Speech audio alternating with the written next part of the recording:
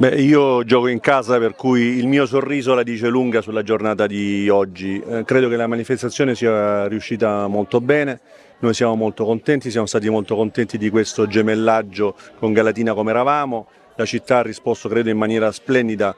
Vedere la città sia ieri sera che questa mattina piena di gente curiosa a venire a vedere le macchine, a chiedere, a domandare, a sorridere nel vedere questi modelli, gente di tutte le età, giovani, meno giovani. Veramente credo che sia stato raggiunto l'obiettivo che volevamo raggiungere, quello di fare una manifestazione aperta e partecipata. Galatina fa parte delle città emergenti del Salento, il turismo in Puglia sta passando da turismo solo esclusivamente estivo a un turismo culturale delle grandi città e ora il turista sta riscoprendo invece le bellezze dell'entroterra.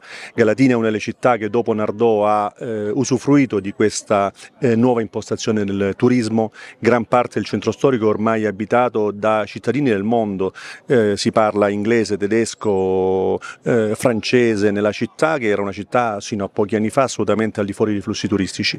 Molti palazzi sono stati restaurati e vedere, come abbiamo visto oggi, gli atri di questi palazzi con le auto anni 40, anni 50, anni 60, credo che sia un connubio che riporta in alto il nostro turismo, le nostre eccellenze, il nostro motorismo, che comunque ricordiamo tutti, insomma, è un'eccellenza italiana. Io oggi avevo una Giulietta Sprint del 61 che è stata, devo dire, molto, molto ammirata, con un nome che è quello di Bertone, uno dei nostri carrozzieri più importanti.